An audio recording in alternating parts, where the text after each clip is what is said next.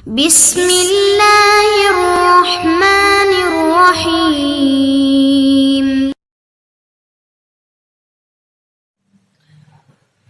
بسم اللہ الرحمن الرحیم۔ ٹیکنالوجی کے حوالے سے ہم لوگوں نے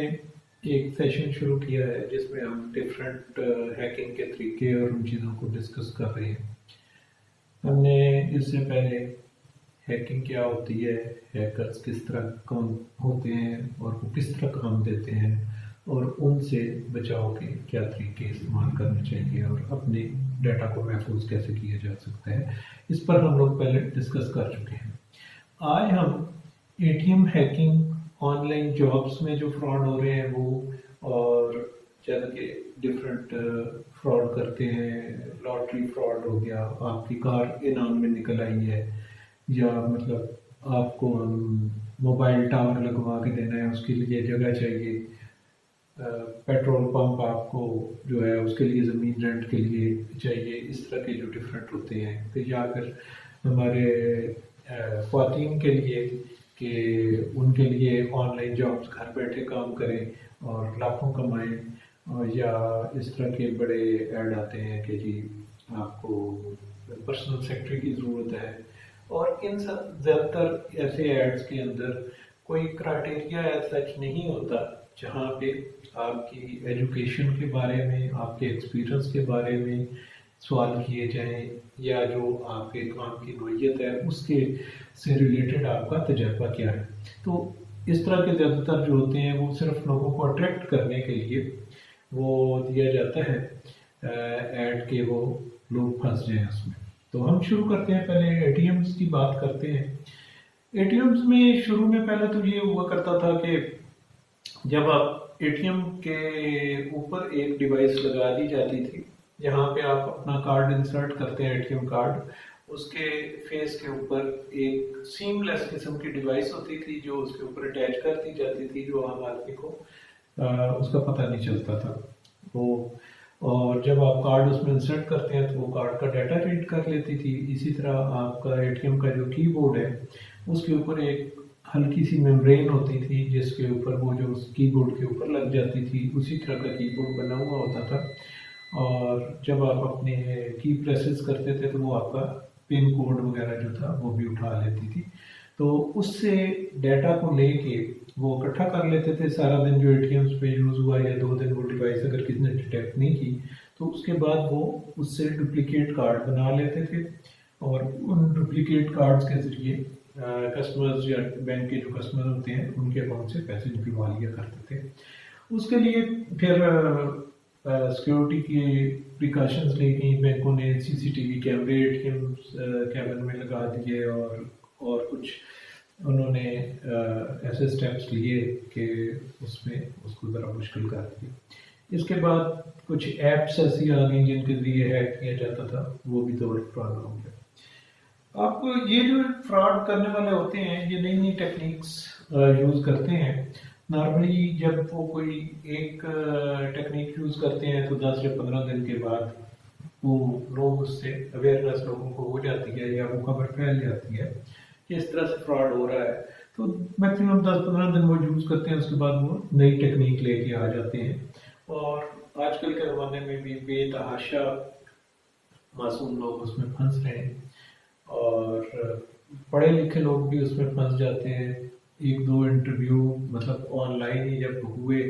کچھ اس قسم کے ہیکرز سے، تو ان کا کہنا تھا کہ ابھی بھی وہ کئی دفعہ ایک دن میں 9-10 لاکھ کی وہ جو ہے ٹرانزیکشن کر لیتے ہیں، اور آج کل بھی یہ ساری چیزیں اویئرنیس لوگوں کو ہونے کے باوجود بھی لوگ پھنس جاتے ہیں۔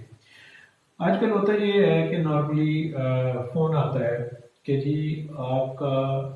کو ہم نے ایک میسج بھیجا تھا، وہ اپنے آپ کو ظاہر کرتے ہیں کہ بینک سے یا بینک کے کال سینٹر سے فون کر رہے ہیں، اور کسٹمر کو کہا جاتا ہے کہ آپ کو ہم نے میسج بھیجا تھا کہ KYC اپنی جو ڈیٹیلز ہیں، مطلب نو یور کسٹمر ایک ٹرم ہوتی ہے جس میں کسٹمر کی ڈیٹیل بینک اپنے پاس رکھتے ہیں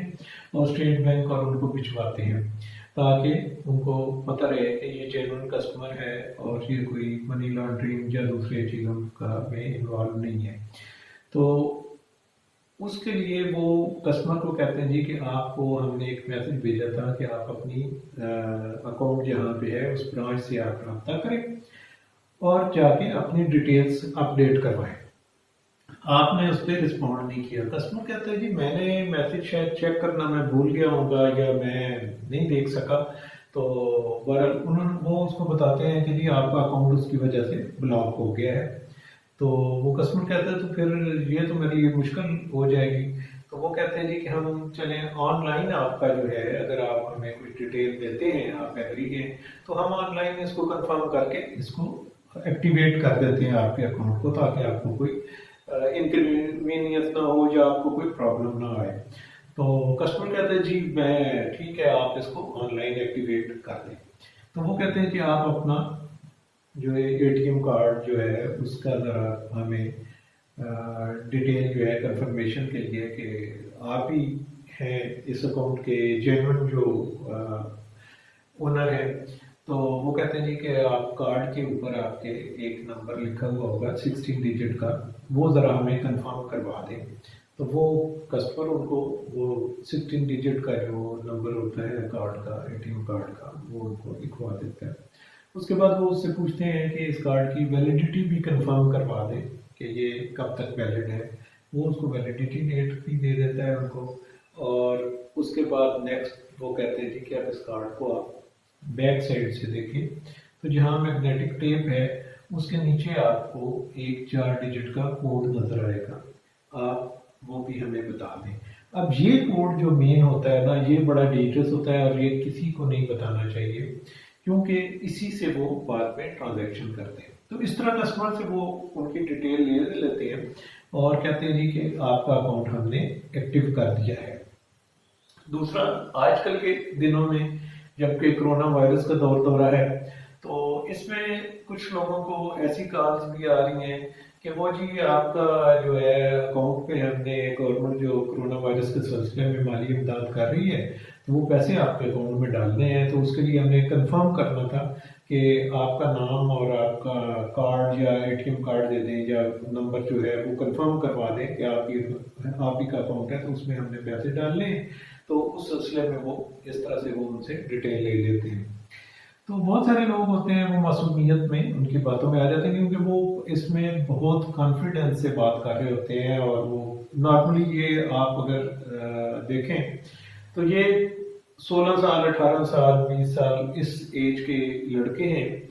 جو کہ اتنے تعلیم یافتہ بھی نہیں ہیں لیکن ان کا جو کانفیڈنس اور ایکسپیرئنس ہے اور بات کرنے کا طریقہ یہ ہے کہ میں آن لائن ان چیزوں کو تھوڑا انویسٹیگیٹ کر رہا تھا. تو پاکستان میں یہ آپ کو دیپال پور ملتان گوجرانوالہ فیصل آباد اس ایریا میں یہ کافی ہیں. اسی طرح انڈیا میں جھارکھنڈ ایک علاقہ ہے جہاں کا پورے گاؤں وہاں کے بچے جو ہیں وہ جو ہے 8-10 سال کے بعد پڑھائی چھوڑ دیتے ہیں. ساروں نے BMW رکھی ہوئی ہیں, بڑی بڑی پلازوں کے مالک ہیں, ینگ لڑکے ہیں, آئی فون انہوں نے رکھے ہوئے ہیں اور وہ سارے کے سارے اسی کام میں لگے ہوئے ہیں. اچھا اس میں ان کے جو گروپ ہیں ہیکرز کے یہاں جو پاکستانی ہیں وہ نہ صرف پاکستانیوں کے ساتھ فراڈ کر رہے ہیں, وہ یہاں سے انڈیا اور دوسرے ملکوں میں اور وہاں پہ بھی فراڈ کر رہے ہیں اور وہاں سے لوگوں کے پیسے نکلوا رہے ہیں, وہاں پہ بھی یہی لاٹری کا جھانسا دے کے اور اس طرح کی چیزیں کر رہے ہیں. اسی طرح جو انڈیا کے لوگ ہیں وہ وہاں پہ ہیکرز اور وہ جو اس طرح کے گروپ ہیں وہ پاکستان کے اندر یہ کاروائیاں کر رہے ہیں. تو ان کے لیے کوئی بارڈرز جو ہے نا وہ کوئی وقت نہیں رکھتے اور یہ ایک جگہ سے دوسری جگہ پہ اپنے فنڈز بھی ٹرانسفر کرتے رہتے ہیں اور ان کا کام چلتا رہتا ہے اور یہ آپس میں ایک دوسرے سے کافی جو ہے ساتھ دے رہے ہوتے ہیں اور ان کی ہیلپ کر رہے ہوتے ہیں. اسی طرح آپ کو جو فراڈ کرتے ہیں وہ آپ کے جو ہے وہ کمپیوٹر ایپ بھی استعمال کرتے ہیں اور ان کے ذریعے یہ جو آپ کے ڈیٹیل کارڈ سے لے لی جاتی ہے اس سے جو ہیکر ہیں وہ ڈپلیکیٹ کارڈ ایشو کرتے ہیں جعلی. ان کے پاس مشین بھی ہوتی ہے کارڈ رائٹ کرنے کے لیے اور مطلب یہ مارکیٹ سے اویلیبل ہو جاتی ہے. جس طرح آپ یہ دوسرے کارڈ یا کوئی سیکورٹی کارڈ جب بناتے ہیں اسی طرح یہ میگنیٹک ٹپ والے کارڈ بھی مل جاتے ہیں مارکیٹ میں، بلکہ اب تو سم والے بھی مل رہے ہیں آپ کو، جن کے اندر ڈاٹا جو ہے وہ ریکارڈ کیا جا سکتا ہے۔ تو جیسے جیسے سیکورٹی بلڈ ہوتی جا رہی ہے اسی طرح ہیکرز بھی اپنے آپ کو اپ ڈیٹ کرتے جا رہے ہیں۔ اچھا، ان کے لنک جو ہیں وہ بینکوں کے اندر بھی ہیں، ان کے لنک جو ہے وہ پولیس والوں کے ساتھ بھی ہیں، اور ان کا پورا یہ ایک ٹیم کی طرح کام کرتی ہے۔ اب جب یہ ڈپلیکیٹ کارڈ ایشو کر لیتے ہیں، اور یہ ایک نہیں ہوتا، یہ کئی تعداد میں ہوتے ہیں، اور ان کو وہ جو ہے بینک والے جو ہیں وہ ان کو ان کے جو بندے وہاں پہ موجود ہوتے ہیں جن سے ان کا رابطہ ہوتا ہے، وہ ان کارڈز کو ایکٹیویٹ کر دیتے ہیں، اور اس طرح سے وہ پیسہ جو ہے وہاں سے جو جس کا ڈپلیکیٹ کارڈ انہوں نے بنایا ہوتا ہے ان کے اکاؤنٹ سے یہ بیٹھے ہوئے اپنے موبائل فون کے اندر سے ہی ایپ استعمال کرتے ہوئے وہاں سے یہ ٹرانسفر کر کے فنڈز جو ہیں وہ دوسرے اکاؤنٹ میں لے جاتے ہیں۔ اور آپ کو حیرت ہوگی کہ جعلی اکاؤنٹ بھی بینکوں کے اندر ہی کھلے ہوئے ہوتے ہیں، ان کا والی وارث کوئی نہیں ہوتا، لیکن وہ مطلب ان کے چل رہے ہوتے ہیں، اور وہاں پہ فنڈ اکٹھے ہوتے ہیں، ان اکاؤنٹ سے پھر یہ فنڈز جو ہوتے ہیں، یہ پیسہ جو ہوتا ہے یہ کسی اور بینک میں ٹرانسفر ہوتا ہے، اور اسی طرح 3-4 جگہوں پہ گھما پھرا کے وہاں سے ملک کے باہر چلا جاتا ہے۔ ان کے جو ساتھی اور گروپ ہیں وہ